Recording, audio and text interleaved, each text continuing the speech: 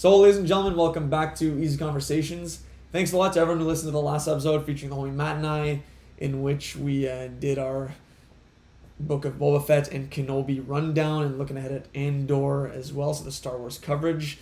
Hope you all enjoyed our overviews of all those shows. So now for episode 93 of Eazy Conversations, I'm extremely excited, of course, to be back in the studio virtually with the homie Matt. Say what's up with the people. What's going on, everybody? Hope everyone's having a great day right now. I'm super excited. It's summer, and before I say anything else, let me just crack open my beer. Oh, let's go. Nice. Pumped to be here with you tonight, Eric. Cheers. Cheers. I'm on the waters and, we're going to be tonight. talking about something that's been in our lives for since 2008, we'll say, and we can talk about more. We're going to just give like an update on what's been happening. Well, I'll let you announce it, Eric, so Okay. Keep it like the way it is. All right, sounds good. I like where this is going. So, we're going to be hopping from another big franchise to another big franchise. It's been our pattern in these 90s episodes. So we're going to be doing a Marvel Cinematic Universe episode, our pretty much yearly episode. And we're going to approach it from a different perspective, in which we're going to provide an overview of 5 characters each that we all find to be either underrated, underappreciated, underloved. Just all under that umbrella, as Matt worded it in the pre-show. I'm just stealing from him right now. And so we're going to go over those characters, lead a nice discussion, and then provide an overview of the Marvel Phase 4 shows and movies that have been released this year, and also take a look ahead at what's to come in the next year, and then in Phase 5 for Marvel. So big Marvel episode today. I'm really excited to get into it. So I'll just say off the top, Matt, for me it was really hard to come up with this list of 5 characters, for the sole reason that I feel like characters in the MCU are not really underrated in general. I feel like they're all appreciated by, like, the most part anyways. I feel like they're well appreciated by the people and get the love they deserve. But that being said, have still managed to dig up some great characters that fit the description, but it was just harder than I thought it would be. How was the whole process for you? Actually, after I pitched you the idea, Eric, I was like, oh, like, this is actually way harder than I thought. Yeah, so exactly. same as you, Eric. But then I started thinking, maybe not underrated. Maybe I'll like focus more on like characters that are underappreciated or could have been like deserved more spotlight, basically, more talk about. And then I started focusing on like, wait, there's all these heroes, but there's also all these villains too. So like that widened my umbrella. And then there's all this like the characters that don't have powers either that are all in the MCU. So I had a wide umbrella, and but I have a good mix here. But people will argue like, okay, that person's not underrated, Matt. Yeah. But I have explanations for each one. So okay, it'll be fun to talk about. I like it. Do you want me to start, Eric? Yeah, go for it. Set the tone. All right. So the first person I find underrated is Heimdall, played by Idris Elba. Yeah. Idris Elba. I just think Heimdall, like, we do see him a little bit, but like the man's like a complete badass, because Thor #3, like, basically he's so key in that movie to like taking down Hela, and I just like his powers. People like randos that don't follow the MCU too closely have no idea who he is. Like, he's actually pretty key to it. He's been in a lot of movies. He's just pops up here and there, but I just feel like we should know more about him, and he could be. I mean, now he's dead, we won't see him anymore, but like, I just felt like we could have seen a lot more of Heimdall, and nobody talks about him. What do you think of Heimdall? Great pick. I would agree he fits that description of underrated. Die-hard Eazy Conversations listeners, fans will remember that in episode, forget exactly, I think episode 12, MCU Later, featuring Bassam Issa and Derek Gilligois, I pitched the idea for a spin-off show starring Idris Elba as Heimdall, in proposing that I'd love to get more of this character's background. That idea was shot down by my 2 guests in that episode, but it's all good, roll with the punches. I agree, I'm a huge Heimdall fan. I feel like there is more to the story with this character. He's lived I would assume, fulfilling life, that he'd agreed to take a post as a gatekeeper and not move for eternity and open the Bifrost for Odin and Thor. And you must have lived a good life if that's what you're settling down to accept as your position now. So I feel like he's done a lot, seen a lot, would love to see it unfold on the screen, either in a limited series or a feature film. Heimdall, I'm all for it. Agreed, 100%. Heimdall is underrated.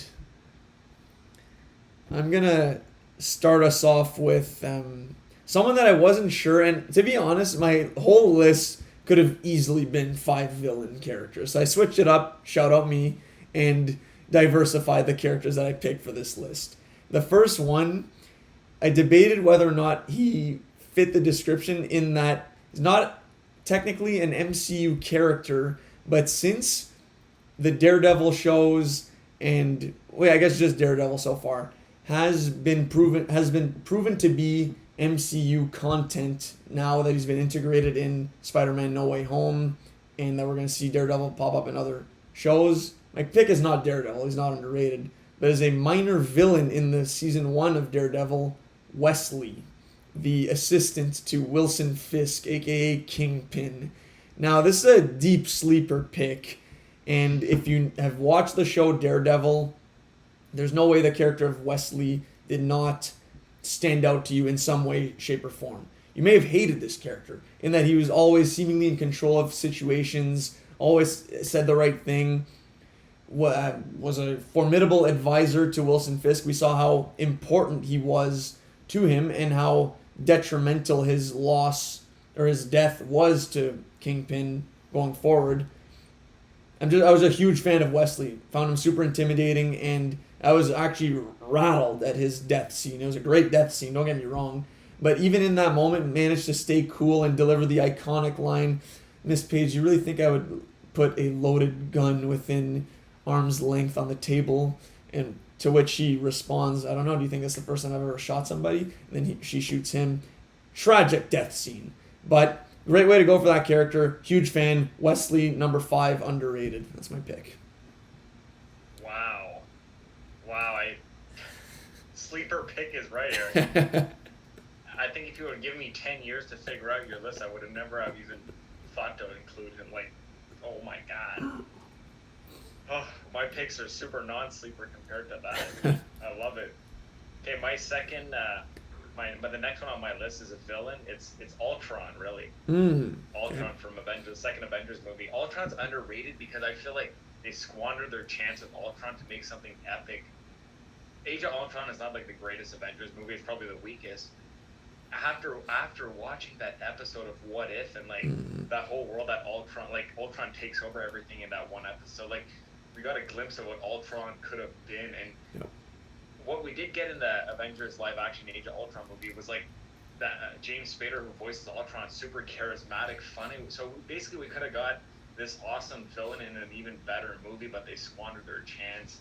Therefore Ultron is going to be always like underloved because he was in a bad movie, but I think it could have been like they squandered it. Could have been so much epic because Ultron, I find him very cool. Like he's a computer, basically, can plug into anything. He's everywhere. I love it. Love that concept. I've seen him in like cartoon shows, and he's just a complete badass, like taking out all the Avengers by himself. I love Ultron. I just think the movie made him like puny and like not as they squandered their chance, basically, looking back. So, but yeah, Ultron. Yeah, I agree, especially because I never would have thought this before the What If episode aired.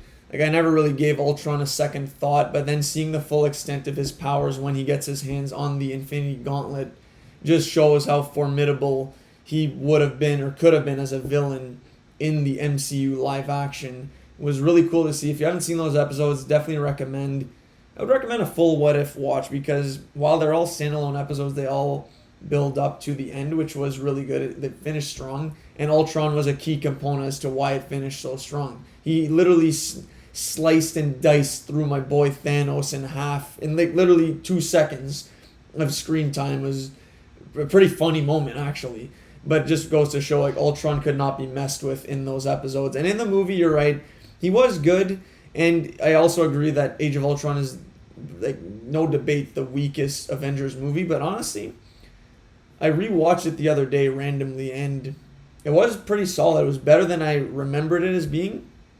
And maybe these new Phase 4 products are helping the revisionist history as to how we perceived Marvel content back in the day as weak, and now Anyways, that'll lead to another discussion later, but I actually really enjoyed Age of Ultron looking back at it. So I would recommend a rewatch if you haven't seen it in a long time, Matt, and anybody who hasn't seen it in a while. So no, I like that Ultron underrated second pick. Good stuff. My next one, and I don't know if I like this character more than Wesley, to be honest, but I'll rank her above him. And I was debating between two Thor characters, actually. Either Valkyrie or Lady Sif. And I feel like Valkyrie is just a good character. Did her thing in both Thor movies and like in her limited amount of screen time in Endgame, I believe she did a good job. So I will not be naming her, but I will be naming Lady Sif as my next underrated character.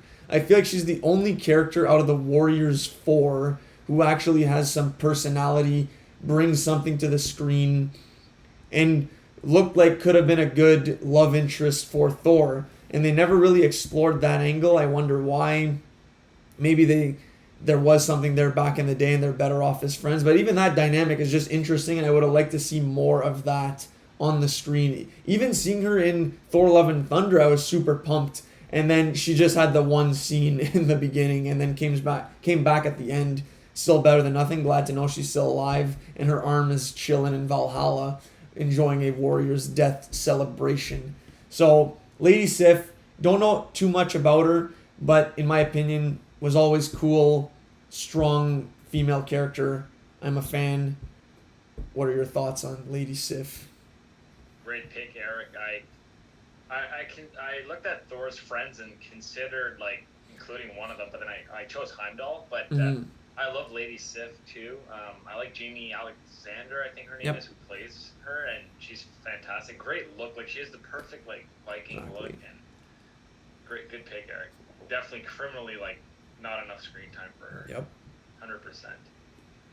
I'm gonna go with my next pick, which is another villain, of course. I'm gonna pick Vulture from Homecoming, Spider-Man: Homecoming, played by Michael Keaton.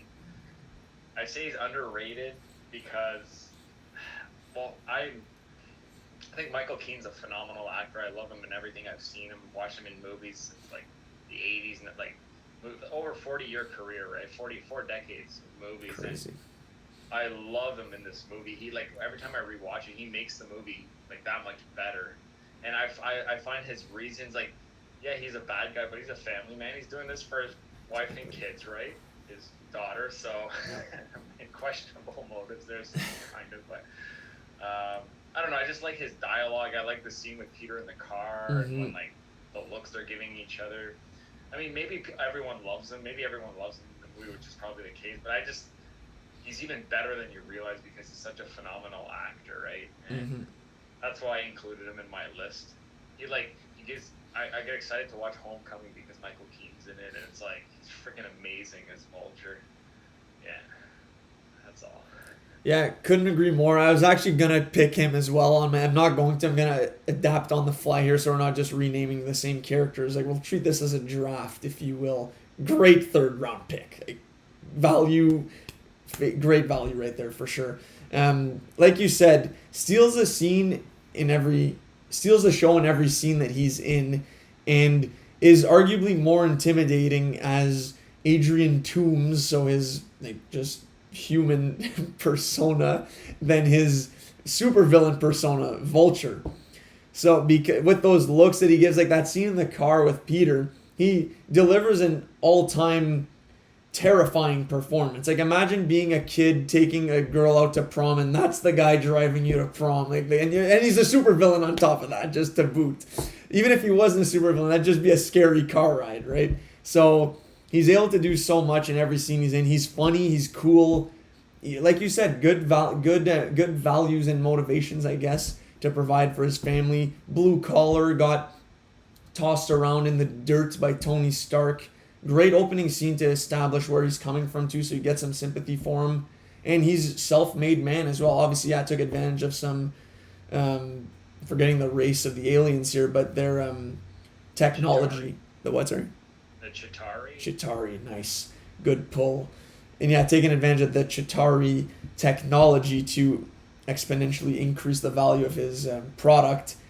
And just a cool character. big fan. I do agree that while I do think most people like him, he never gets brought up in those conversations for the greatest villains in MCU history. So therefore, fully justifying the underrated pick.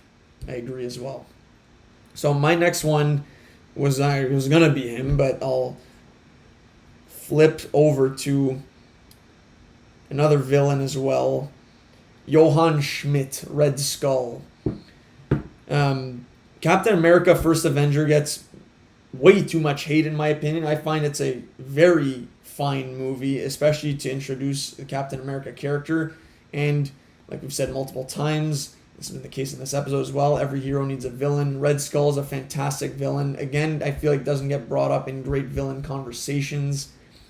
He plays a Hitler-esque character, mad scientist, and gets the ball rolling in terms of bringing forward Infinity Stones into the fold. So extremely important villain that I also loved his return in Infinity War and Endgame. I thought the actor who played him, forget his name, and was very solid and sinister, and he has gone through a long journey that there's a lot of meat with that character as well that I feel like could be presented to the table as viewers for us to digest.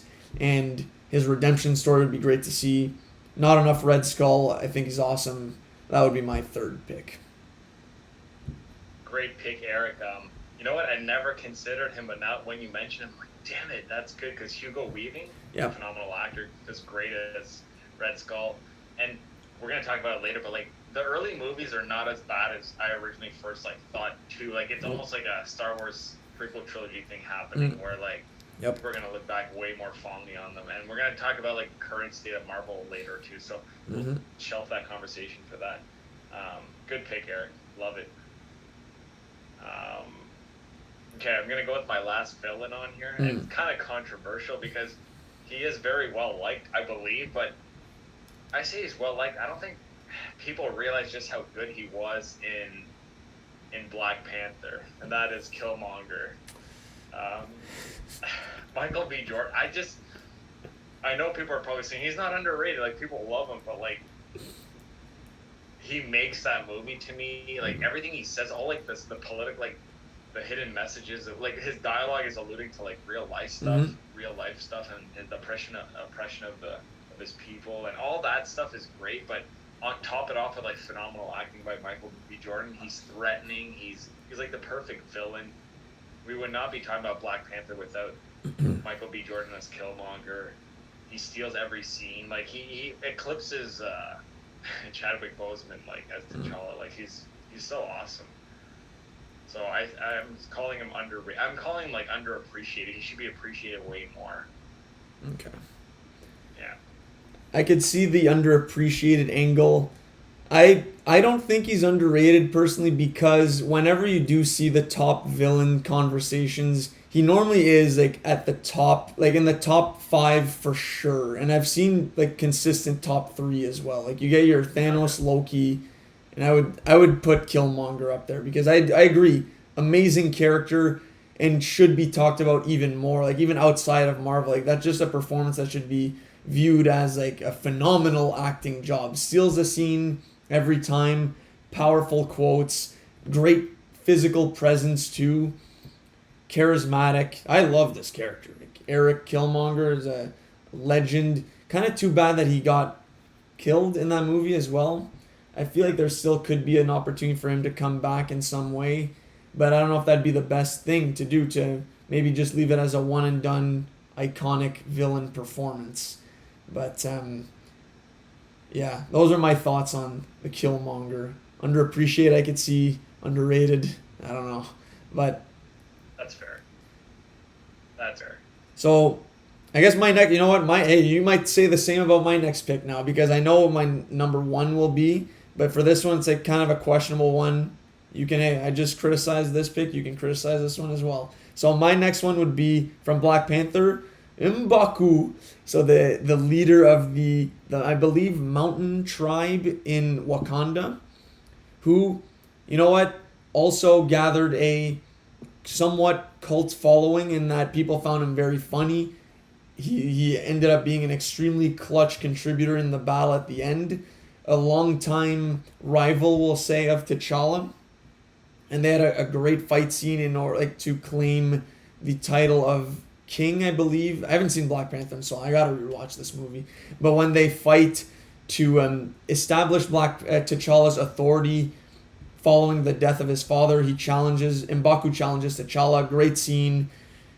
And yeah, I just think every line he has is either unintentionally or intentionally hilarious. Like his charisma and personality shines in that movie. He has many iconic lines. Comes in, yeah, anyways, that's all I have to say on M'Baku. I'm looking forward to seeing him in the next Black Panther movie. He's someone who could take on the mantle of Black Panther. I don't think it will be him, but could see it. So yeah, M'Baku, what are your thoughts on that? Definitely not going to criticize that pick. It's a good pick. I didn't even think of him, to be honest. That actor he's a great actor. He was in Jordan Peele's Us. Yep. The dad. Fantastic in that movie too. Very clutch. Yeah, good pick, Eric. I echo everything you say. Kind of shooting myself for not thinking of that. You did a really deep dive on this, like Wesley. Yeah, well, set the tone with Wesley for sure. Yeah, I'll remember that sleeper pick Wesley like the rest of my life. That's crazy. What? Okay, I'm gonna go.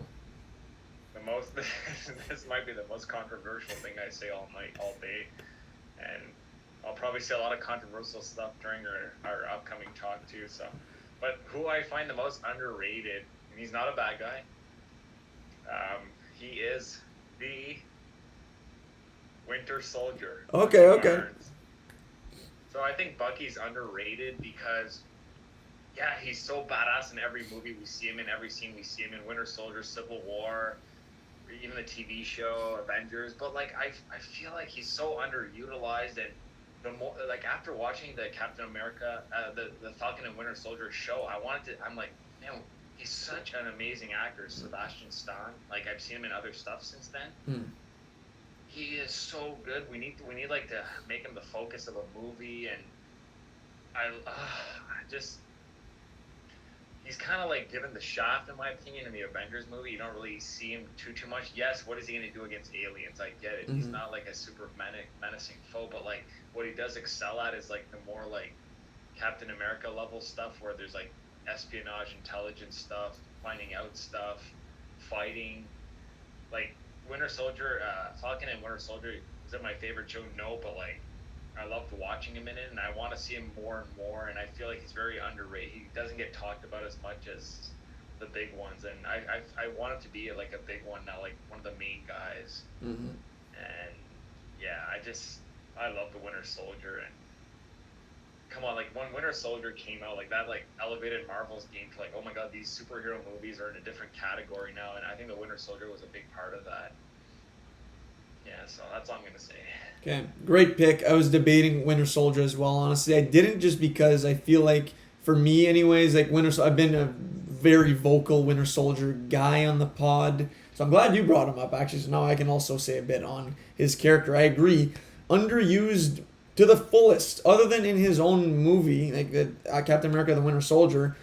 There's so much more they could have done with him, and I guess Civil War he gets a bit of shine, but especially in the show, I feel like they did not capitalize on showing his whole process of dealing with the remorse and all the kills that he was responsible for, and just is like there could have been so much more growth with that character. And to say you're putting forward a show called Falcon and the Winter Soldier, and like 90% of the focus goes to Falcon, I feel like it was a bit of a misstep. But I do hope that going forward we get to see more of him, and now as a fully reformed Bucky rather than Winter Soldier, if you know what I mean, that he's really 100% more at peace with himself and is in control at all times. So yeah, he's a badass, part of some of the best action sequences like we saw in Winter Soldier, iconic knife flips. In Civil War, he was messing up the Avengers, and he's a big part of why that movie was so good. The Cap and Bucky versus Iron Man 2v1 fight scene is one of my favorites still. The shot where you see like Iron Man in the middle fending off both Bucky and Cap at the same time, and then just like passing the shield around and pummeling Iron Man is all time. Now I just want to watch Civil War, and I should rewatch Winter Soldier as well. But yeah, no, great pick, Matt. And I do agree he completely fits the bill. Underrated. It's a great pick, not controversial. Honestly, I thought you were gonna say Wong is underrated, which I would have completely disputed because everyone loves Wong, and that's why you didn't say him. It's a good call. Winter Soldier, yes. Wong, no. I was gonna say Wong, but then I started thinking about it. Like, yeah, no, Wong. Everyone loves Wong. He's not underrated. So, my last one. I don't think it's controversial. It's just someone who underappreciated. I think just had a show that was released this year that we'll get into as well. Mark Spector, aka Moon Knight. I feel like no one talks about this character. He had an awesome show. It was my third favorite show that's been released on Disney Plus for Marvel, of course. And I do feel like Oscar Isaac stole the show in that show, displaying multiple personalities. Also leaving the door open now for a third personality in the mix, if you caught that post-credit scene. Acting clinic in my books, and there are some really cool action sequences in every episode with Moon Knight. I think he's awesome.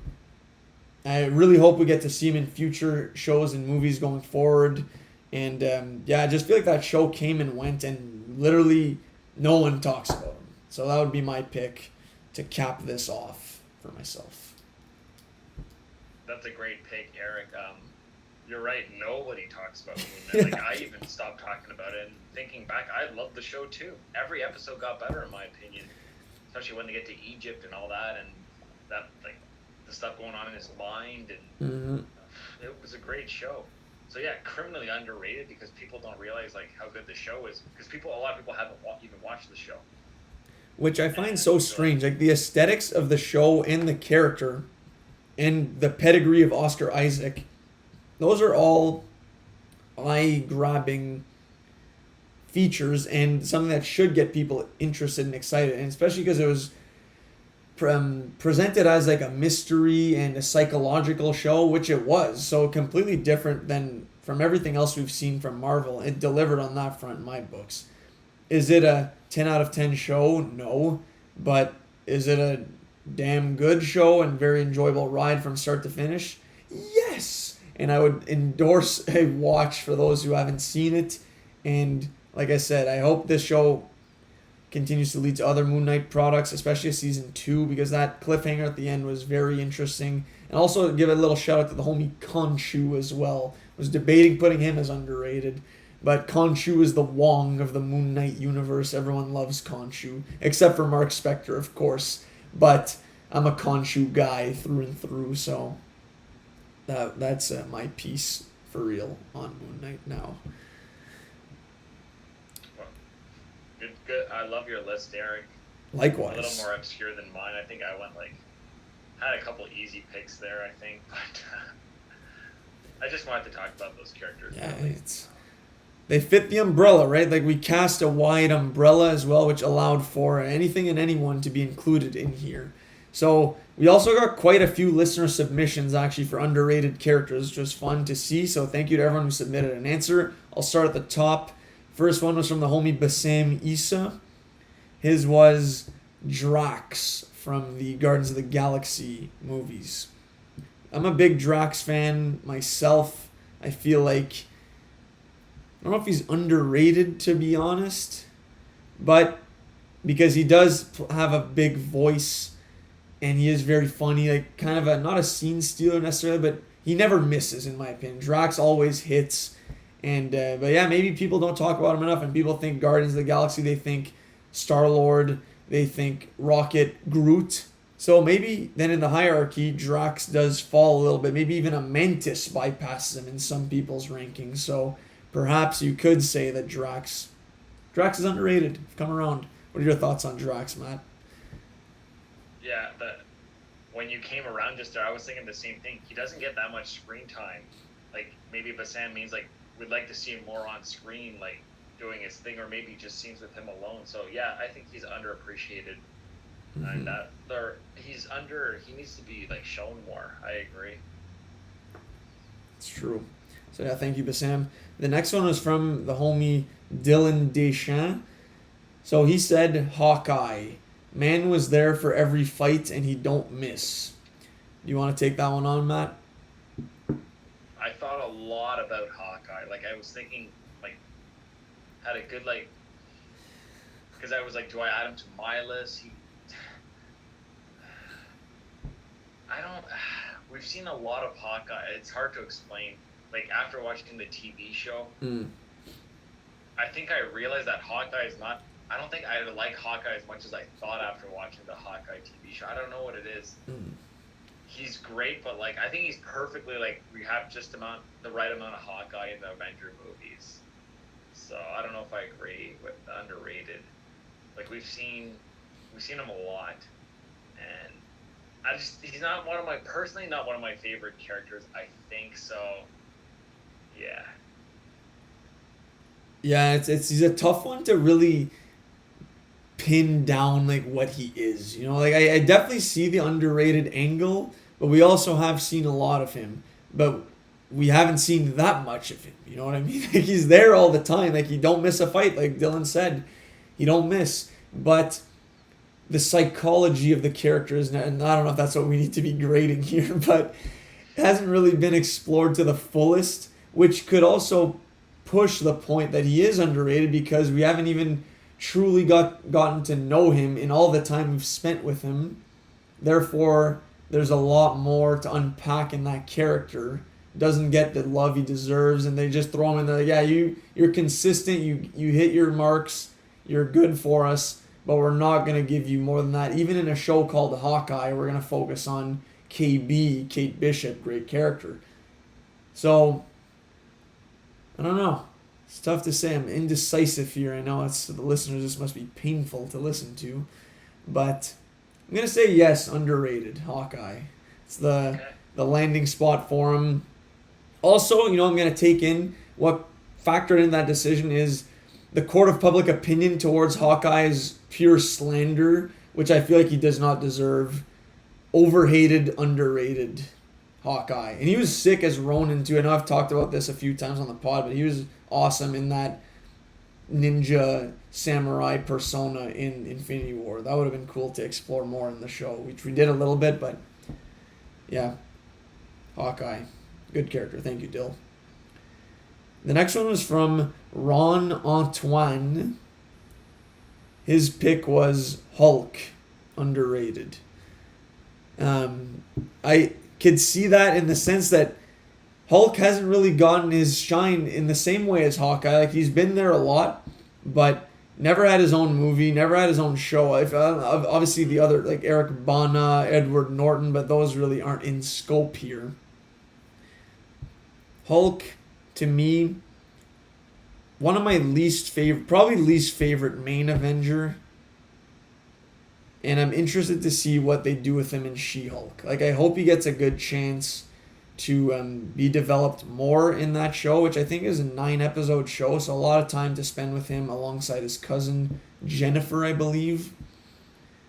Yeah, Hulk was cool in Avengers. I didn't like him in Age of Ultron, actually. I thought that romance was out of left field with Black Widow.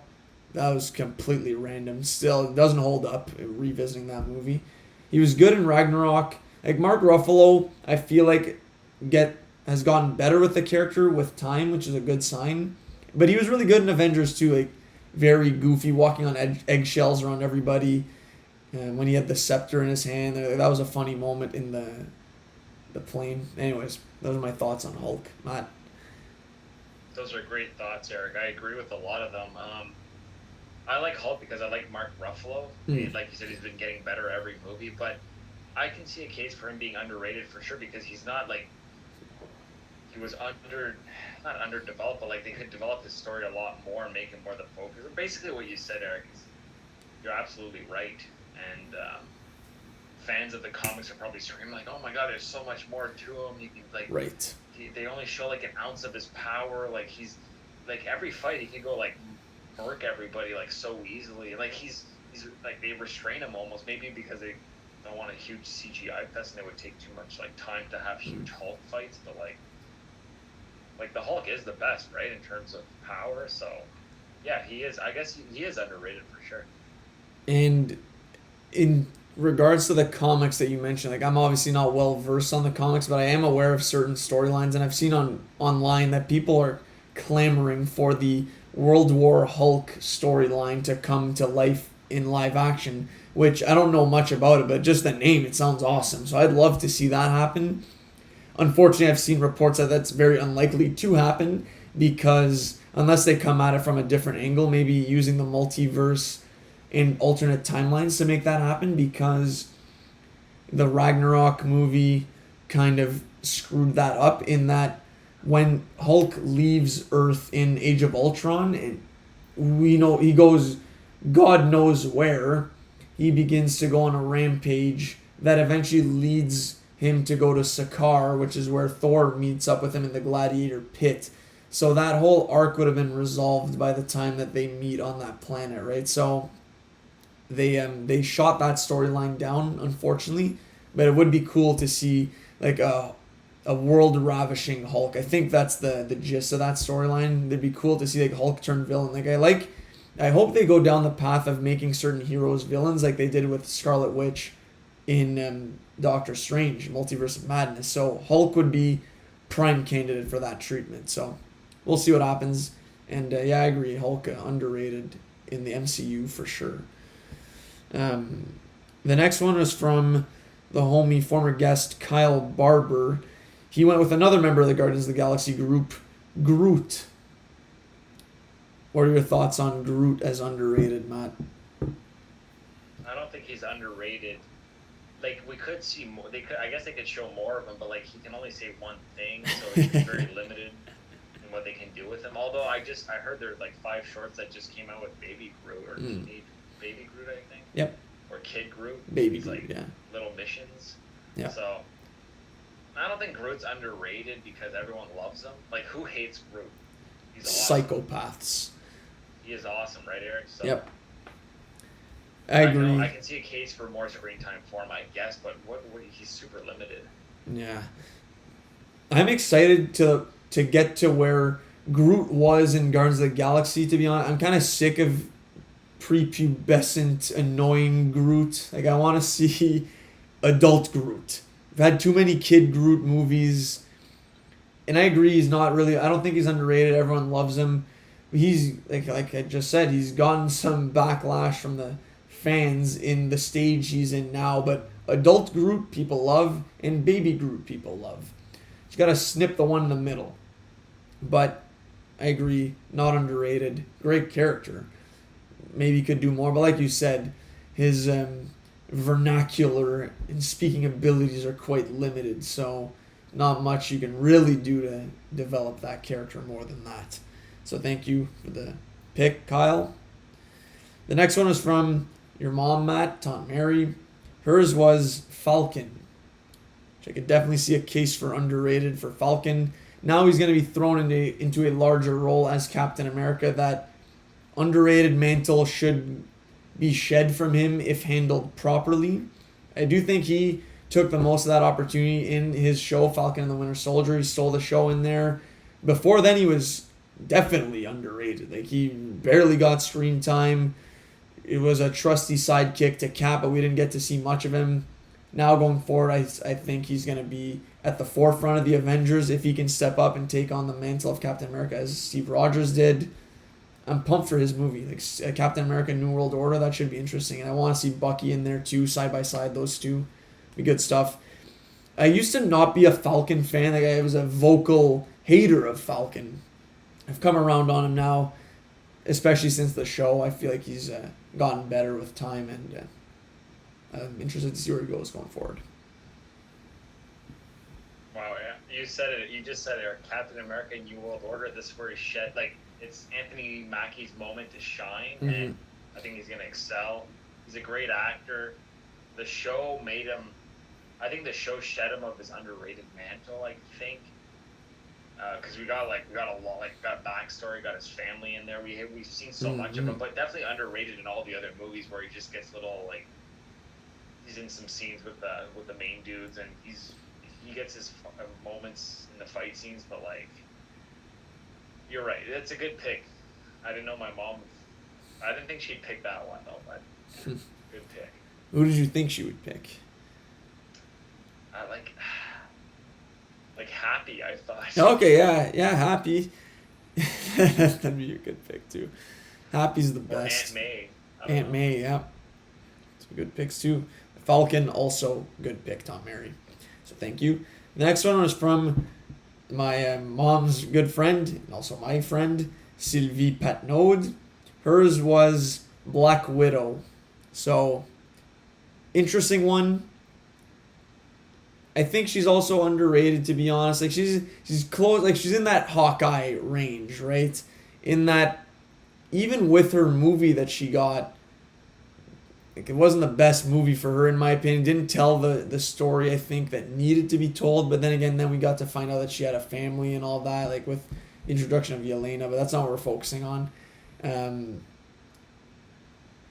I like Black Widow. I was a big fan when she was introduced in Iron Man 2. She's gone through ups and downs. Like has some annoying lines here and there, like an all-timer in Infinity War.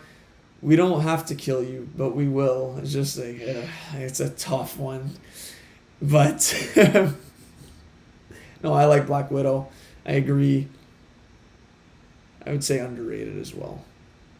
I can see a case for underrated, not in the sense that like she's on. We see her plenty on screen, but underrated in the sense that like she has no superpowers and she's keeping up with everyone and she's super badass and strong. Like she's definitely underrated in that sense.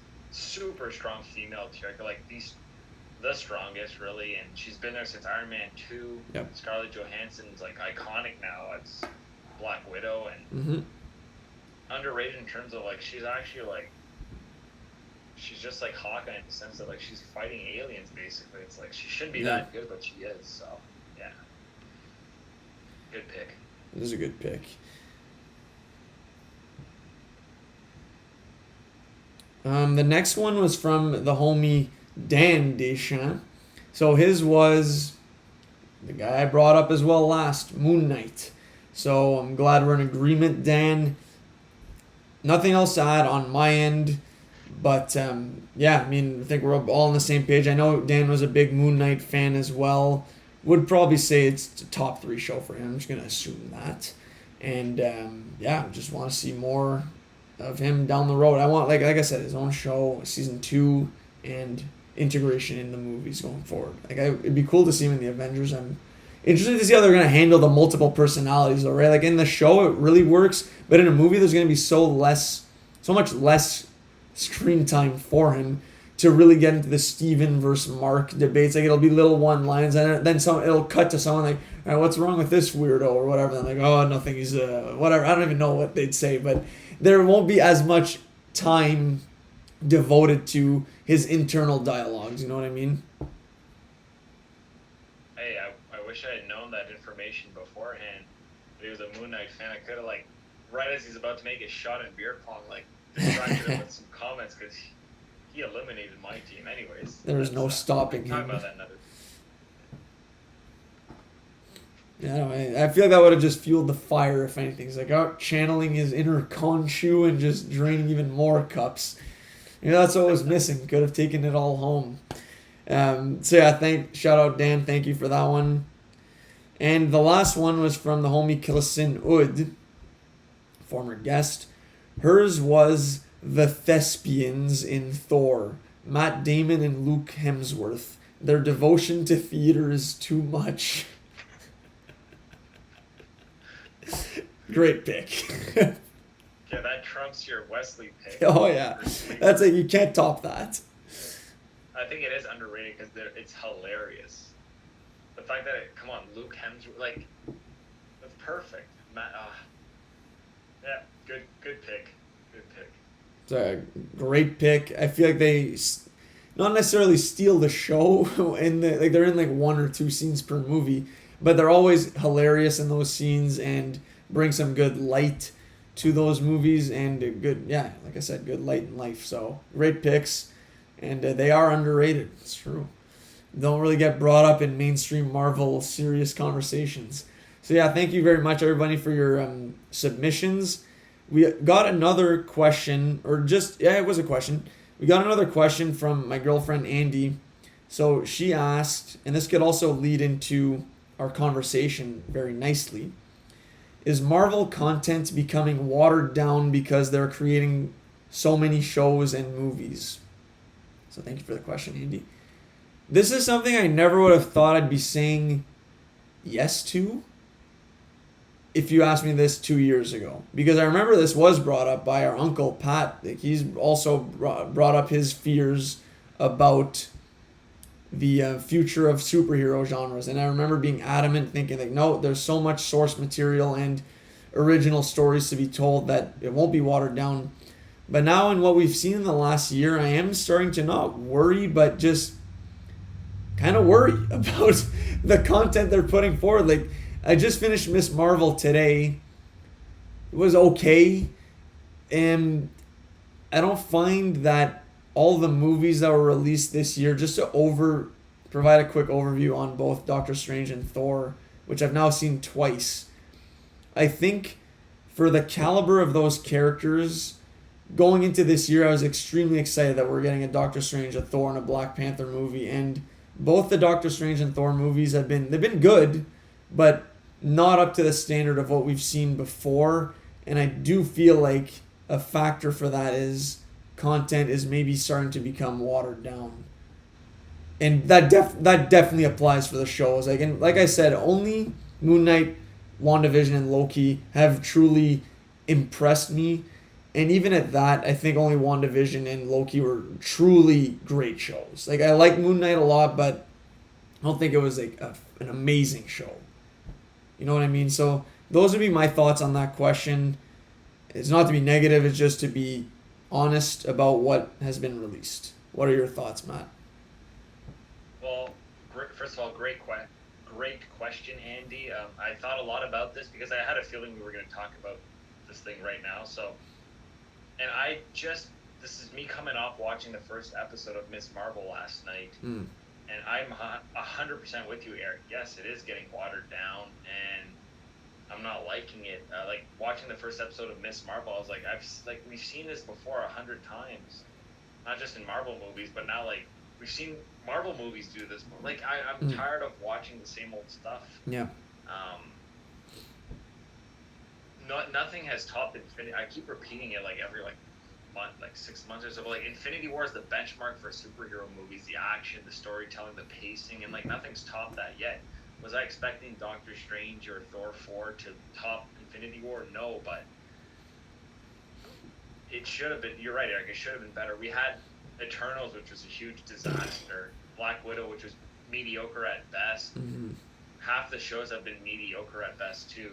And Loki and WandaVision have introduced cool ideas that like kept it. It's fresh. It's original. But I think we're being flooded right now, and not in a good way. And I'm a little worried too. Actually, like I wrote the whole list of stuff that's coming out, like phase 4, phase 5. Like, I wrote the whole list, and like, man, like if half of these movies are bad and shows are bad, like there's like 6 shows I wrote down. I'm like, what's gonna happen? We're just not gonna watch it, and then they're gonna get even worse, sadly. So I think we're going through a little like dip in the curve of Marvel content quality, but I'm hoping movies like Avengers Kang Dynasty and like those ones bring it back up.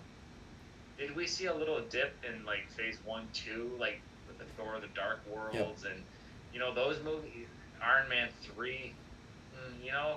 It could go back up. I was just very disappointed in the last 2 years, Eric, like you. Nothing wrong with Thor 4 and Doctor Strange 2 for entertaining, very entertaining, but like they didn't bring anything new to the table, in my opinion. Do you want to get to like specifics now, or? Yeah, we can definitely do that. So we've given our thoughts on, and I'm glad you also just quickly mentioned that there was a dip back in the day. So there's definitely hope that we can get back on track. I think we will. I'm excited for what's to come, like for those Avengers movies specifically. But yeah, so specifics. Like I said, Doctor Strange, I want to rewatch it again. I really enjoyed it the first time I saw it. I like the horror aspects. I thought that was really cool. Like, that was really original and unique. We've never seen that in MCU. I loved them. So yeah, we're going to, like, full-on spoilers for these movies if you haven't seen them. I love that they made Scarlet Witch a villain. That was awesome. You saw the extent of her powers. When she wants something, she's going to get it. She didn't get it in the end, but she can if she could if she really wanted to. And she went toe to toe with Doctor Strange, messed up superheroes in a way we've never seen before. Thought that was super cool how she dismantled the Illuminati in less than 5 minutes. Awesome stuff. Doctor Strange, I thought was good.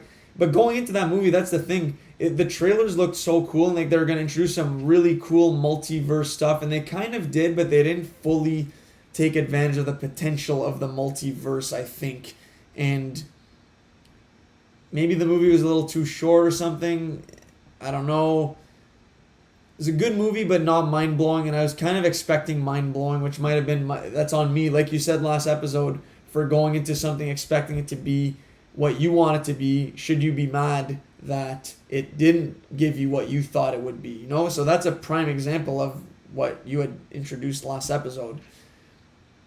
So the positives for Doctor Strange were those different genre blending, and again in this movie specifically, I feel like the comedy was starting to get a little worn out, like all the quips and stuff, that a lot of them did not land in my opinion. I remember them talking about to America Chanez, I forget her last name, and they're talking about Spider-Man. She's like, oh, there's a Spider-Man?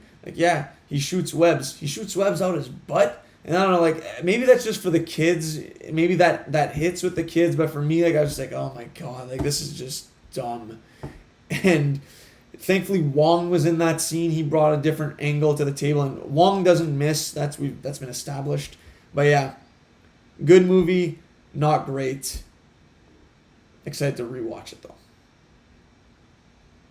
You said a lot of good stuff there, Eric. I love the dark aspect of the movie. Making Wanda the villain was the reason why the movie's good, to be honest. It's a stroke of genius. But now they pretty much, I think Elizabeth Olsen and Wanda, we're gonna see less. I don't know what her future, where her future lies with Marvel. To be honest, I haven't been reading anything. Though maybe she's signed for 5 more movies for all I know. But I feel like you're trying to close her out, which is not good because she's phenomenal. Movie was predictable. It wasn't. I don't know. The more I was watching, I was super pumped at the beginning of the movie. Halfway through, I'm still on board. But the more the movie's going on, I'm getting a little fatigued, and I'm okay, this isn't really the move where I thought it was headed. Doctor Strange is an interesting character. I love Benedict Cumberbatch. I just sometimes I get a little irritated with all they're trying to explain so many things. They crammed a lot in there. You're right. They crammed so much in there, and sometimes it's just just make it simpler, and I don't know. Maybe the action could have been done differently. What I'm waiting for from a movie like Doctor Strange 2 is introduce some new the way they do action, basically Infinity Wars did. It always goes back to Infinity Wars. When I was in the theater, I'm oh my God, I didn't know action could be done this way. Just the fluidity and the clearness of the CGI and the way the fights are choreographed was phenomenal. I wanted Doctor Strange to maybe top that, which is super ambitious. I don't know. Are you a fan, Eric, of all those the fighting in the mirror world and all that stuff? Yeah, those are hit or miss for me, to be honest. Sometimes they're cool, other times they're not. I feel like I liked it in the Spider-Man No Way Home movie. I forget how it went down in the latest Doctor Strange movie, to be honest. I remember even seeing the first Doctor Strange movie. I wasn't that impressed by it in general, and I don't remember if I thought the action in the mirror dimension was that cool. But you're right, to draw back to Infinity War 2, I would have loved to see Doctor Strange actually fight like he did in Infinity War against Thanos. That's still the GOAT Doctor Strange action scene we've ever seen so far. So cool, him using all of his powers against Thanos, using a bunch of different stones against him too. Awesome stuff. And yeah, there was a cool scene with the musical notes and stuff, and I forget if we've already talked about this on the pod. I'll just quickly say I thought it was cool at first, but I feel like the scene went on for way too long, and then all the different notes that were flying, I kind of got fed up with it, to be honest. Initially it was oh, this is really original, but after yeah, and it was predictable. Wanda's not going to end the movie as a villain, or I thought she would be turned in the end as Vader was in Return of the Jedi. I foreseen it as the Emperor did. And I thought that, yeah, it was predictable. And not that I need to always have the stakes be high, but it does help. And it'll draw back to my Eternals comment. The whole movie, I know, yeah, I'm pretty sure the Earth isn't going to blow up here, right? And it didn't. So you knew it was going to be the same thing in this movie as well. Which is kind of similar. I guess like a lot of the Marvel movies do this there, but if you go to Love and Thunder, like, you kind of know that things are going to be okay, but you didn't know who was going to die in the end. So I don't know if you had any other thoughts on Doctor Strange. I don't want to wrap that up if you had anything else to say, but that's all I have on Doctor Strange. Me too, really, Eric. Like, thanks for mentioning Thor: Love and Thunder, because I was going to bring that up next. Like, and I've been talking to a lot of coworkers about Thor: Love and Thunder, and I think Taika Waititi was given like a little too much leeway and like too much freedom and too much comedy, perhaps. But that also made Thor 3 super successful. But it was an excess of like Thor 3. It was Thor 3, but like jacked up to 11 or something. It was just too much of like silliness, right? Yep. And I think I gave Thor 4 a lot of praise, but thinking back, like, it's not as good as I thought. I bet you I watched it at home. I'm like, oh yeah, it's not as good as in the theater. It's probably super cringy too, honestly. Not a boring movie at all. Like, super fun to watch. But, like, it's not adding anything new. Am I right, Eric? Wait, sorry. Ragnarok or Love and Thunder? Sorry, Love and Thunder. Okay. Not adding anything. Agreed. And so I went back in the theaters and saw it a second time. This time, knowing everything that happened, I was less critical of it and actually enjoyed it more the second time. But it still doesn't come close to the level of Ragnarok. And I still stand by my comments I made about the first 15 minutes. I was super unsure about where this is going. And like you, I identified immediately that based on the success Ragnarok had, where Taika had to maybe rein it in a little bit and just introduce some different ways of presenting dialogue and colors and all that. They're like, all right, go nuts with this movie. And he definitely did go nuts. That god that gets killed in the beginning with like his, like all his movements and the way he talks, I could not stand and still couldn't stand him the second time. The goats were so fucking annoying. I could not stand them the first and second time. I don't know about you. People were laughing in the theater. I didn't find it funny at all. I just found it extremely annoying. That didn't hold up both times. The other thing that I found annoying the first time was Zeus. I didn't know what to think about him, to be honest. But then the second time, I'm like, all right, you know what?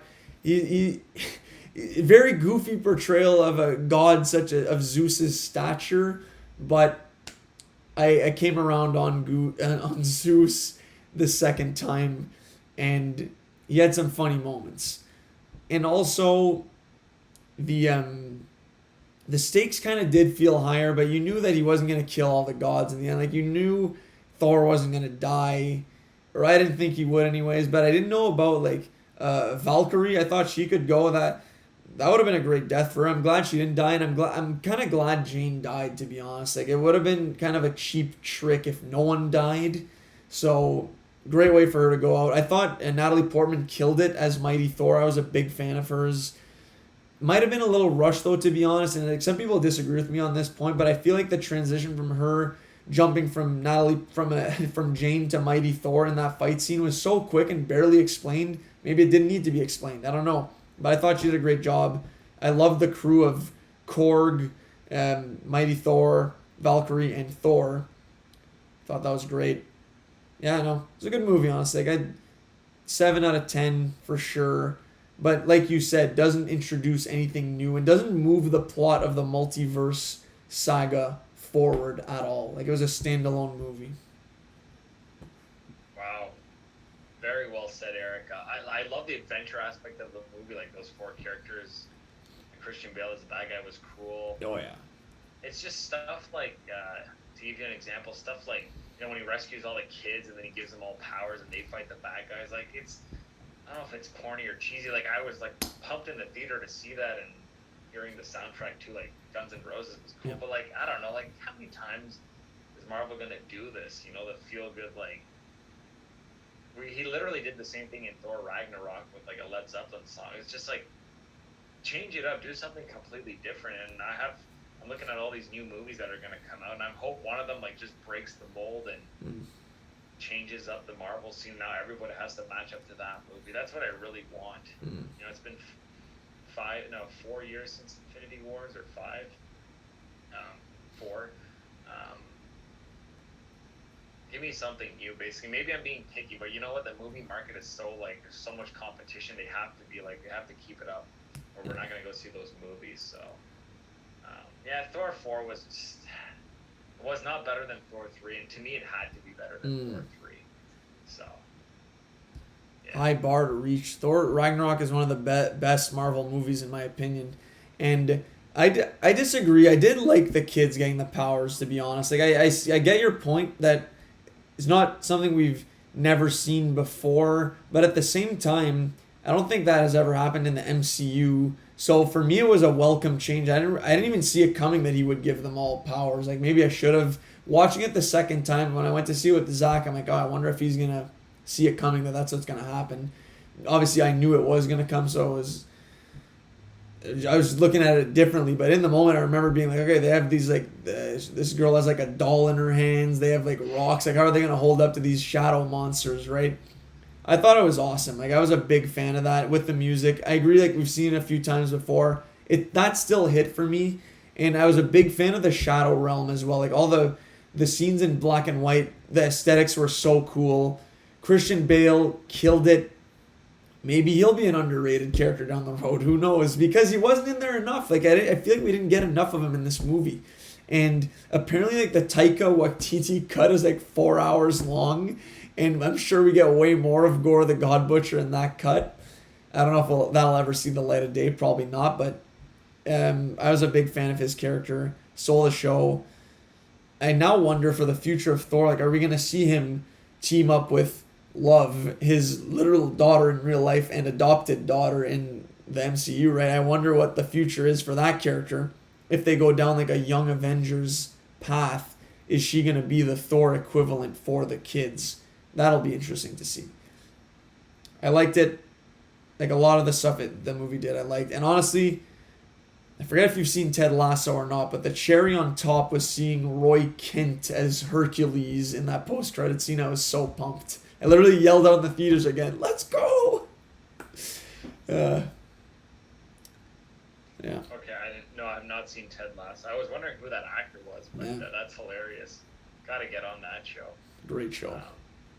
Speaking of shows and like the upcoming Marvel shows, like do any of them excite you, Eric? Like I'm looking at Daredevil Born Again, Agatha, Loki 2, Echo, Ironheart, Secret Invasion. Like, does that excite you when I mention those titles, or are you just like, oh, half of them will probably be like Miss Marvels, and then another half of them will be probably amazing, like Loki, right? Sadly, I think you hit the nail on the head with that assessment. I think that's exactly what it's going to be. And I also put up a story real quick about what people are excited for in the upcoming phase, and both Dill and Daniel, my cousins, both said Loki season 2, and Dill also said Secret Invasion. So looking at that timeline, I would agree with that too. Of what I know about Secret Invasion, it's a Skrull invasion on Earth, and some of them are trying to abuse their powers, I think anyways, while others are trying to rectify the wrong that the other Skrulls have done. It's something along those lines anyway. So I feel like that could be interesting to see. We're going to have Emilia Clarke in that show as well, so I'm pumped to see her in the MCU. No idea what her role is going to look like, but can't go wrong with some Daenerys pre-season 8 in there. And I do think that Loki season 2, if it builds off its first season, has the potential to be a great show. And I really want to see in that show Kang the Conqueror. Like, that's the character now, the next big bad, that obviously his movie is going to be in 2025, the Kang Dynasty. So we need to see him a little bit before that movie to really get a sense of the terror that he's going to reign supreme over everyone in that movie. And he's going to be in the next Ant-Man movie, so I can't believe I'm saying this, but I'm pumped for the next Ant-Man movie. But if we're going to focus on the shows, for me it would be Loki, Secret Invasion, and Daredevil. Daredevil for sure. Ironheart, Echo, Agatha, No, I'm not excited for those shows. Straight up, like I'll watch them obviously. And She-Hulk, like at the time we're recording, like She-Hulk will be out in a week's time. I'm not excited for She-Hulk. Like I'm gonna watch it again, but it'll be like a Miss Marvel in which I waited like a month to finish this show, and I wasn't in a hurry to finish it. I just did for this episode and just obviously to see what happens. But yeah, that's my assessment on it. What about you? Are there any shows in there that interest you? Definitely Loki and Secret Invasion now interests me because I had no idea what it was about. But if it's about that, then I'm pumped. But Daredevil, it's been so long since I watched Daredevil. I'm really excited to like dive back into that character because I love the Daredevil show. Same. Loki's gonna progress the story, the main like multiverse story along like the first season. I'm hoping so. Super pumped for Loki season 2. That show, like Loki season 1, really like kind of restored like my faith in like, okay, Marvel, like they have a plan, just trust in them. There's gonna be some crap coming up, but like shows like Loki are what are making me coming back for more.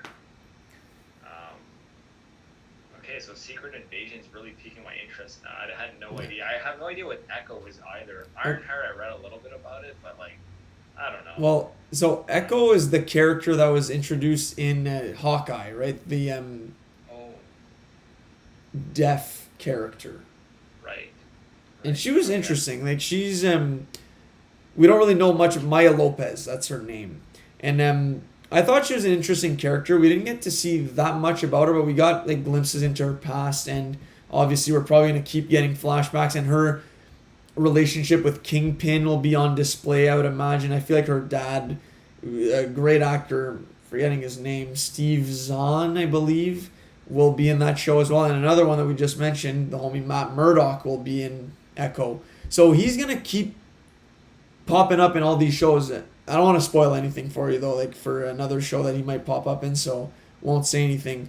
But Daredevil is on the rise, and anything that he's a part of is something that I will be interested in watching. His show, I'm excited for it. At the same time, worried because now it won't have the same parental guidance rating as it did on Netflix, which was a 14A show. Brutal violence in that show, and some of the best action scenes we've seen in Marvel content, alongside Punisher, who I hope they bring back. Now I wonder what they're going to do in the Marvel Cinematic Universe with this character, right? Like I still feel like they'll deliver with some great action sequences, like we saw in Shang-Chi. Like that was some amazing martial arts stuff, but it just won't be as brutal as we saw in Daredevil. Yeah. But I'm still excited for it. Obviously, I'm not sad. I'm pumped for getting the show. Just a comment. Great point about Disney, like, making it more PG, and that's what... It's always the fear with Disney, right? Like, how intense are they going to go? You know, the most intense they've gone is, like, Infinity War Endgame, which is a good level of intense, but yeah, we won't get those, like, 3-minute hallway fight scenes. No. Here's a thought I had also, switching it to movies... I'm afraid that Guardians 3 is going to be like the Thor 4 in terms of like James Gunn has like unlimited power now, and it's just going to be like over the top comedy silliness with the Guardians. I'm just hoping that movie has a great story and like it's not just like a filler movie where it's like an open and done. Like I hope it just progresses the story and we see the Guardian. They're just setting up the Guardians for their next step after Guardians 3. Like that movie really worries me, to be honest, because it has everything to lose, right? Like everyone's going to be super hyped for Guardians 3. What do you think? It does, and of what I've seen, I don't know if this is confirmed or not, but I'm fairly certain this is going to be the last we see of the Guardians of the Galaxy. So I think this is their send-off. So for that reason, I think they won't play in too much to the goofy side of things. They can't. Like if it is their last appearance, it has to be an emotional send-off. And I have a feeling that's what it's going to be based on what I've seen at like Comic-Con. I don't know if you watched the panel, the interview. All the cast members were very emotional and saying that this was a big one to film. So if anything, I feel like it's leading towards a darker take. And maybe we'll see like some deaths in this movie. I don't know. Not that that's what's needed for an emotional movie, but that's what I'm hoping happens, in that they deal with loss, and it isn't the same Guardians that we've seen in every movie. Because like you said, it has the potential to be a Thor 4, in that we've seen the jokes nonstop in every single appearance they've been in, except for Infinity War, where we see some emotional sides to Gamora and Peter Quill. Like, that was intense. So I think that's something else that needs to be addressed in there, is how is he doing following the loss of Gamora? Is it still even affecting him? Who knows?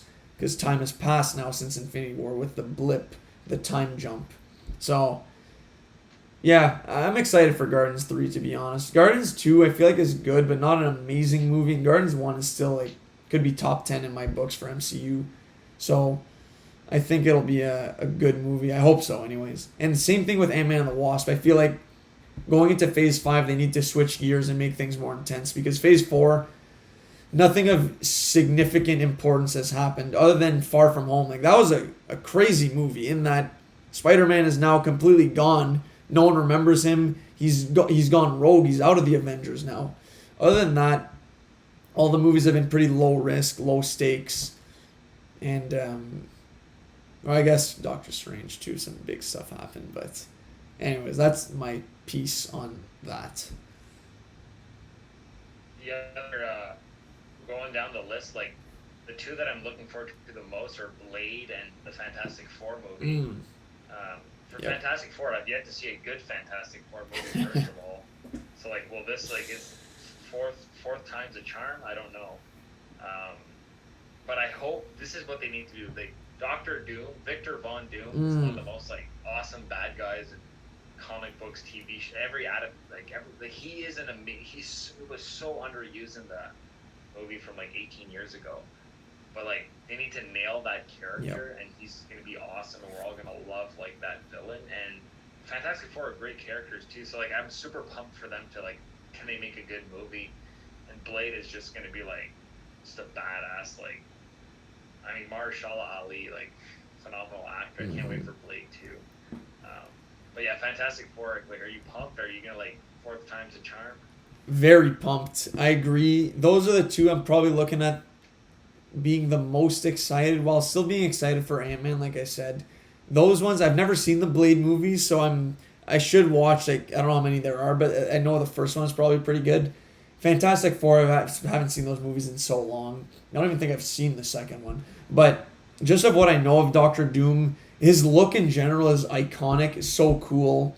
MF Doom, rest in peace, has catered his whole look around Doctor Doom, right? So I think, like you said, need to nail down that character, because after we're done with Kang as our next big villain, it should shift to Doctor Doom. Ideally, we see both of them in the same timeline of movies, segueing from Kang to Doctor Doom, from the Kang Dynasty to Secret Wars. That's what I want to see happen. And that's the most important piece for Fantastic Four, is a good Doom. Then you need a good Reed Richards, which I found John Krasinski to be fantastic in the Doctor Strange movie. I loved him in that role. So I want to see him reprise the role. I want to see, like, the fan, I don't know if it's a theory or movement, they want Emily Blunt as Invisible Woman. I love that. And then another rumor, I don't know if, like I said, these are just fan speculations here, is Joe Keery as Johnny Blaze. Is that his name? So that's, for anyone who doesn't know, which I'm sure if you know Stranger Things, you know who Joe Keery is. That's Steve from Stranger Things. I'd love that. I feel like that'd be awesome for him as Johnny, whatever his name is, Johnny Storm. And then The Thing, this one is pretty much official, I think, anyways. Do you want me to say who's been cast in that role potentially? Or wait for it? Tell me. So the rumors are that Jason Segel will be appearing as the Thing.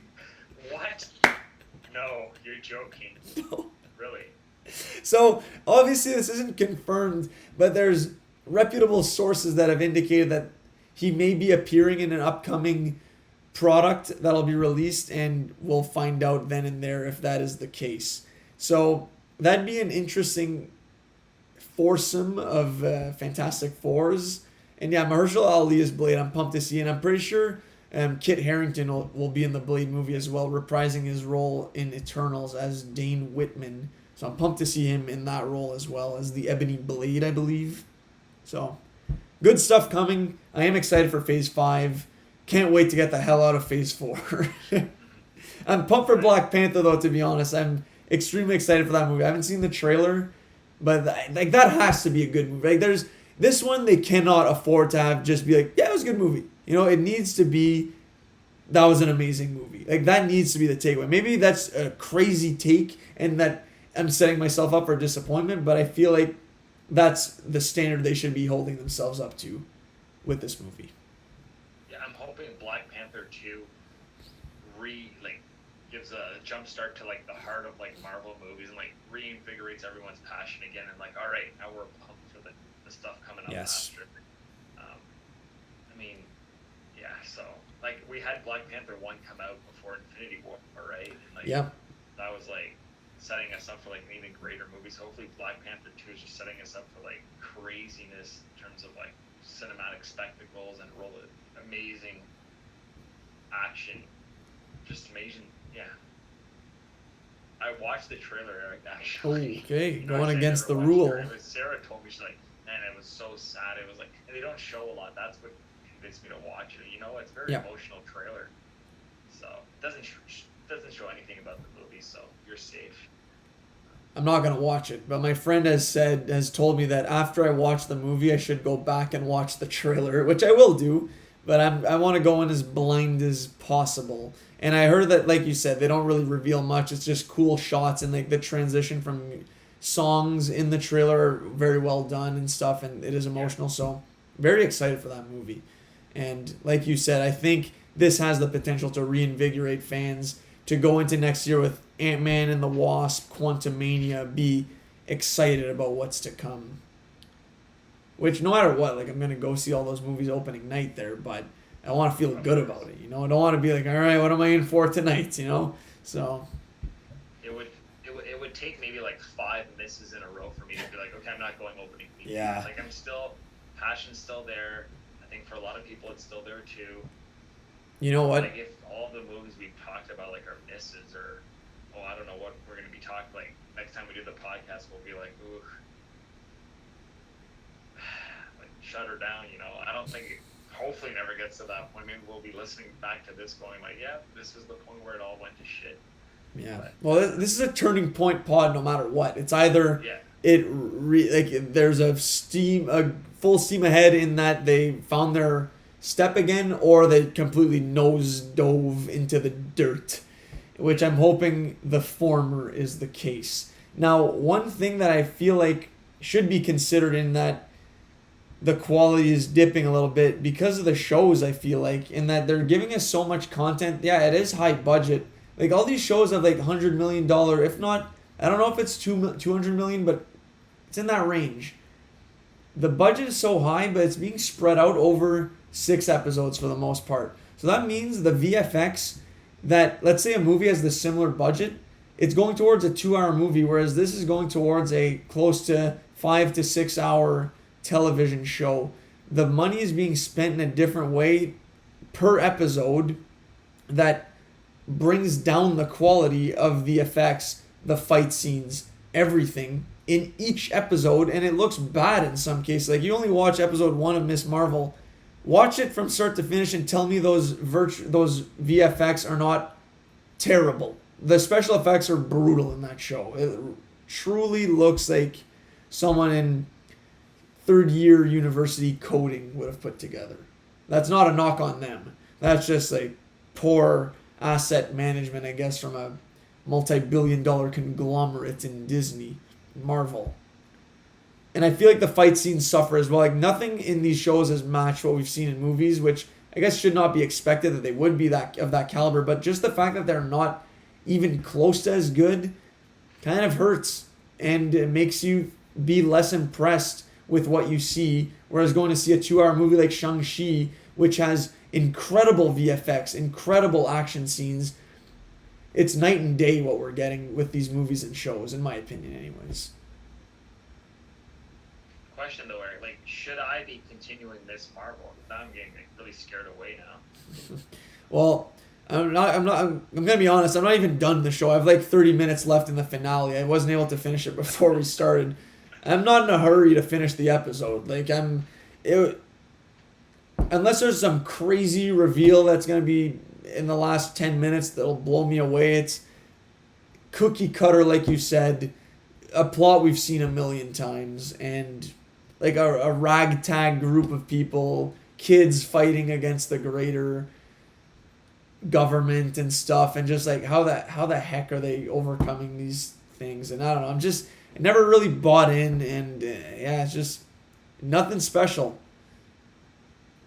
Okay, that's disappointing. I mean, I found like the girl, like Kamala, like she was pretty funny and likable in the first episode, but I'm like, where are they heading with like who's the villain? What's gonna happen? So I'll keep watching her, but I'm not gonna be in a rush, I guess. Yeah. Probably switch to She-Hulk before finishing Miss Marvel. I am excited for She-Hulk. Just like that. I feel like it's going to progress the Marvel story along further. Like, we're going to be introduced to more good things and hopefully better characters. Yeah. I hope so. Is there a movie you're the most excited for, Eric? Or like Blade and Fantastic Four? Or just like me? Movie I'm the most excited for is the Kang Dynasty, but that's in 2025. Okay. I'm excited to see what the announcements are going to be for like all the other slots in Phase 6. But in Phase 5, if I had to say like, the most excited for, probably, like I know Blade's going to be cool, but I'm probably going to have to say Guardians 3, because if it is what I think it's going to be, it'll be an epic and emotional closure of a story with characters that we've known and loved for the last close to 10 years. That being said, one of my favorite movies of Phase 4 is Shang-Chi, and that was introducing a new character, which Blade will be at this point, so I wouldn't be surprised if Blade ends up being my favorite of Phase 5. Super pumped for Blade. But I'm going to go Guardians for now, but I'm also pumped, like I said, Ant-Man, because Kang is going to be in that movie. Like, I loved Jonathan Majors' performance in Loki as a variant of Kang. Now I'm excited to see full-on Kang the Conqueror hopefully mess up either Ant-Man or the Wasp, or Hope, or Janet, or Hank, or Pym, whatever his name is, Hank Pym. He's got to go. So I'm excited for all the Phase 5 movies so far. Other than Thunderbolts at this point, I don't even know what that's going to be about, but Guardians 3, final answer. And after what you've told me about Guardians 3, it has the potential to be as good as like Endgame, where it's like super emotional. Oh, we'll see. Right? No, we can't expect, like that's the thing, we want to be excited but also can't expect. It's so tough. It's not easy being a Marvel fan these days, you know. That's the takeaway. Abundance of goods is not necessarily the best thing in the world, but gonna be positive. Yeah. It's like, would you rather eat like 7 mediocre meals a week or one amazing meal once a week only, though? Like, would you rather have one amazing movie every 2 years or 3 shows and 2 movies a year? I don't know. That's a different one, because then we'd probably be clamoring for more. We wouldn't be satisfied with one movie every 2 years. But if you're guaranteed that it's going to be amazing, maybe that's the way to go. Like, if you can guarantee me that every 2 years there'll be an incredible Star Wars movie, I'll take that over shows that may or may not be of the quality of Kenobi. You know what I mean? So, but I wouldn't say no to, like, we need Mando and Andor. Anyway, we've already covered that. But yes, still excited for what's to come. That being said, we'll see what happens. Final thoughts. Excited too, and we're gonna be doing a lot of shows about the upcoming stuff. So like, it keeps us rolling. We're gonna have great discussions either way, right? So it's exciting. Agreed. Random recommendations segue. Actually, even though it's been a very long time since we recorded, I haven't watched that much, to be honest. I will say a few things I've written down. So, I watched 3 movies. just rapid fire throw them out there. The first one is The Gray Man on Netflix, starring Ryan Gosling, Ana de Armas, and Chris Evans. Thought it was okay, to be honest. Like, very little character development. It was just a big, large-scale action movie. Minimalistic thought was given to the script, dialogue. Billy Bob Thornton was in it too. I thought he was pretty good. And I really like Chris Evans in the role, to be honest. It was a nice character change up for him, playing an asshole, and he was pretty entertaining, kind of funny. I liked him. Ana de Armas was great as well. Like, she continues to prove that she's an awesome actress in these action roles too. I want to see her in more of those roles as well. Like, she's like the new, I don't know if Scarlett Johansson. Well, I guess Scarlett Johansson. She did a bunch of those movies like Salt and anyway, other movies like that. So Black Widow, cast Ana de Armas in the MCU. That'll revitalize us. That's what we need. So Great Man. I thought it was all right. What did you think of it? That was gonna be one of the movies I bring up. Okay. One of only 2 movies, sadly. But Gray Man, super mediocre. Okay, The yeah. only thing that was like fresh to me was seeing Chris Evans as the bad guy. Like, that kept me like watching the movie. A little long at the end. The action was fun to watch. I'm not gonna lie. Like, the pacing was all right. Billy Bob Thornton. Every time he was on screen, I was like, Lord Malvo, Fargo. Like, I was like, even telling my girlfriend about that. Like, he's amazing in Fargo. Like, you should watch that. Nothing new. I don't know why the Russo brothers wanted to direct this movie. Yeah. It's like, it's a movie we've seen 100 times. Yeah. Like, a government wanting to eliminate like their black projects, their black ops. You know, like, get rid of these people now. They know too much. They're useless. But they've announced sequels and prequels to the movie, so like, that's Crazy. the story, I guess. I will not be tuning into those prequels and sequels, to be honest. I couldn't stand the actor playing the lead villain, like the government, whatever his name was, or whatever his role was, honestly, in the hierarchy there. He was overseeing this entire operation. I know he's from like Bridgerton. People say I don't know if people say he's a good actor or not. I didn't find he was a good actor at all in this movie. His line delivery was brutal. Maybe that's the script that was fed to him and the direction he was given, but my God, every scene this guy was in, I'm like, this is terrible acting. Like, have you seen my performances? I could do better with the script here. Just tough stuff. Next movie was actually one of your recommendations from back in the day. Last Night in Soho, I finally got around to watching it. I really enjoyed it. I thought it was a good movie.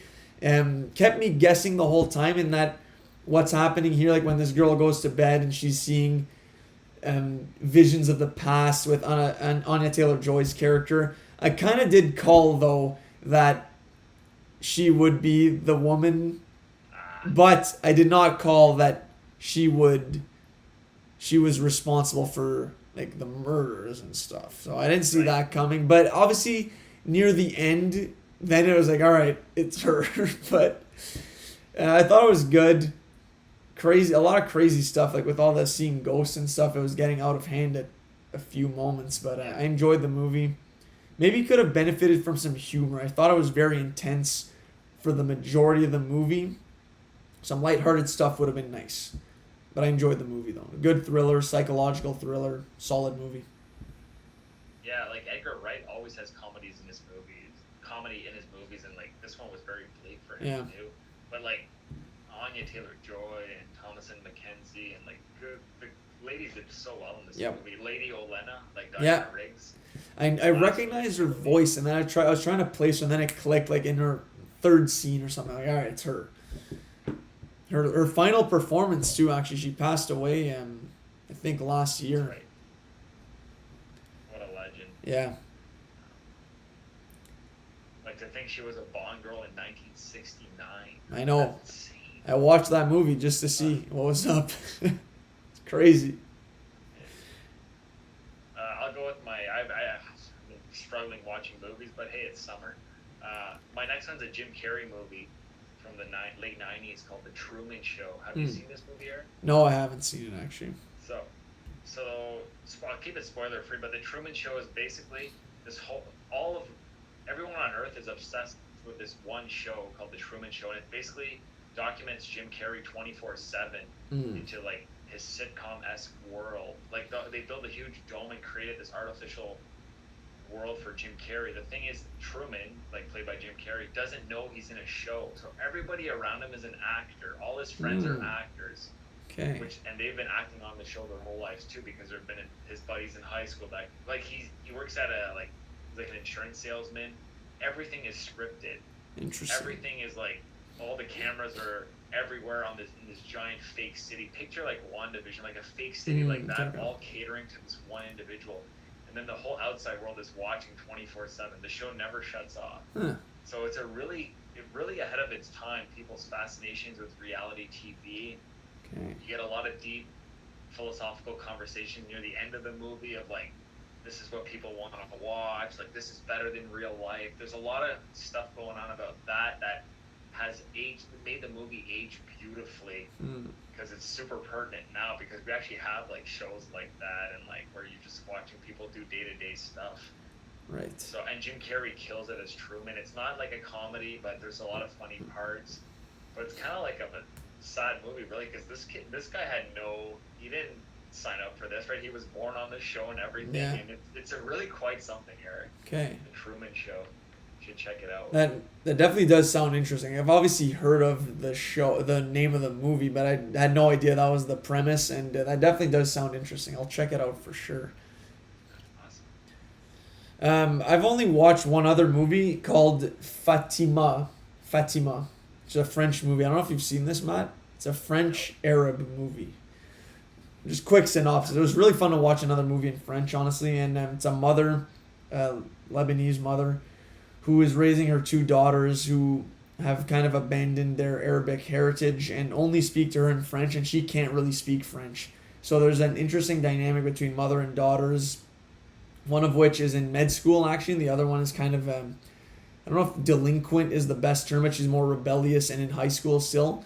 So she's just struggles to connect with both of them, and also goes on a journey to attempt to teach herself French. And she works like very hard jobs, like cleaning at a middle school, cleaning in homes. Like, doesn't have education and really wants to be involved in her daughter's life. So I thought it was I honestly thought this movie was going to be a tearjerker just based on the title. Fatima, like one word title, like the name of a woman. I'm like, all right, this is gonna be a rough one to watch. It actually wasn't that sad. It was, like I said, fun to watch a movie in French. I enjoyed it. Like an hour and 15 minutes long. Maybe it could have been longer, to be honest. Like there's maybe a little more that I would like to see in a certain storyline. But overall, I enjoyed it. And Matt, if you have any other French movies, like maybe along the same lines as a Fatima from what I've just shared, I would like that, because I actually rented that movie at the library. There's a good collection of movies there. I just don't really know what's what. I just went through the aisles, I grabbed the movie, and like, Fatima, let's go. And then that was it. So yeah, that's another recommendation. Anyone's looking for a French movie, hit up the library. Row F. That's awesome, Eric. I used to do that back in like maybe 8 years ago. Rent foreign films at the library and be like, okay, this is a French movie, whatever, Blind, there you go. Blind, Blind, or this movie's Canadian. I watched a lot of good Canadian, like from Quebec movies, French Canadian movies. Freaking amazing. And yeah, sometimes they're not as good as, but you got them at the library. Who cares? Exactly. That's what you keep doing that, Eric. You'll find some gems. I guarantee it.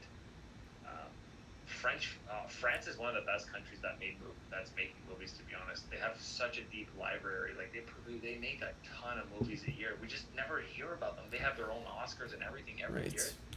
They're a very productive country for movies. So, and I can recommend you some good French films for sure. Actually, we'll take that. And they'll have actors you recognize too, like Marion Cotillard. Like she's in a lot of good French movies. Yep.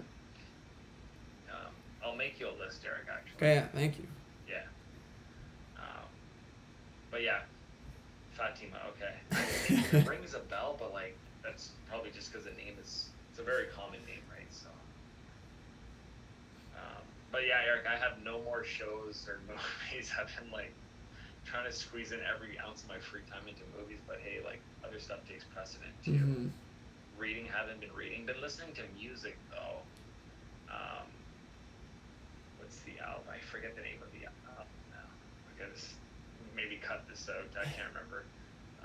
Stuff that Brandon's been recommending me, but Have you been listening to music, Eric? Or? No, not really, man. Like at work now, if I can listen to music, I normally opt for like instrumentals and like soundtrack scores and stuff just to focus. Like I can't really listen to music with words; it just distracts me. If I'm like I have to write an email or write something up, like I can't be listening to like. I don't even have an example honestly, but I've been listening to the Lloyd Banks album a lot actually. If when I do listen to music, it's more pods for me these days. And what was I gonna say? Show you mentioned shows. I just started up a new show called The Bear. It's on Disney Plus. It's a new show actually, just dropped in June. 25-minute episodes starring I don't know the guy's name. It's the actor who played Lip in Shameless. Like he's the lead actor. 3 episodes in, he's basically a chef / owner for this restaurant style, like sandwich style restaurant, who he overtook from his dead brother, his brother who's just passed away, and he's trying to restore it to a reputable institution. A very chaotic show so far, like a fast paced lifestyle in the kitchen and showing what the dynamics are between chefs and sous chefs and all that. 3 episodes in, I feel like I'm at a turning point in the show. Like, is it gonna pick up and become maybe a little funnier, or the story will become more interesting? Because now they're just establishing who's who and what's what. But I've heard that the last half of the episodes, the season's very strong, so I'm gonna finish it and then we'll be able to recommend. But just letting you know, I've started that up halfway through the season almost. So, The Bear, it's on Disney Plus. It's cool. Like I've never seen a show like this that highlights the life in the kitchen. Honestly, a lot of it brought me back to when I used to work at Boston Pizza in the kitchen. Like just like corner and like just all the expressions that you behind and just portion this for me and just I don't know, like a lot of the lingo it's just nostalgic, you know, in all the worst ways possible.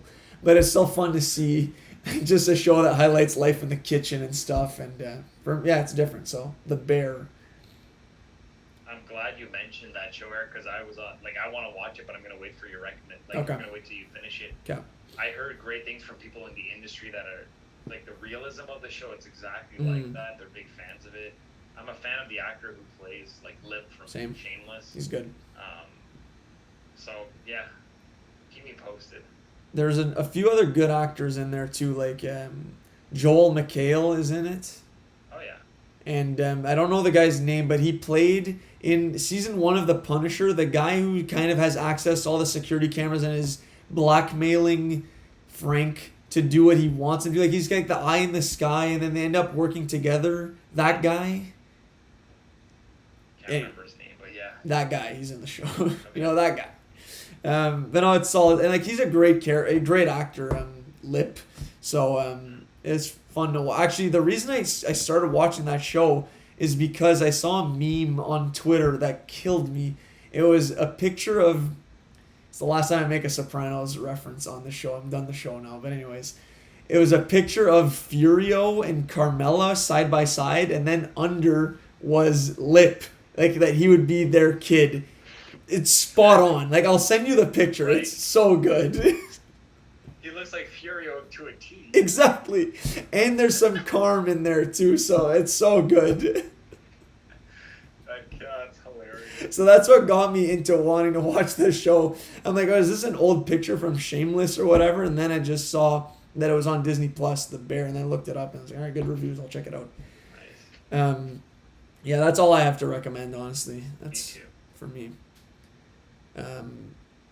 Good to wrap it up there? Yeah. All right. So yeah, Matt, this is a good chat on Marvel. I feel like we could have kept going, to be honest. I feel like we had to cut it at some point, but I feel like we gave a good rundown on everything coming up Marvel. Any final notes for the listeners, Matt? Yeah, thanks everybody for listening. I hope you enjoyed our talk. And we're definitely going to be talking more about these as they are coming out. So just like an appetizer in this episode. Yeah, just enjoy the summer, stay safe, and thank you for listening again. Agreed. So yeah, thanks a lot everybody for listening. Stay tuned for episodes dropping every 2 Mondays. Continue to stay safe. Love you all, and yeah, peace.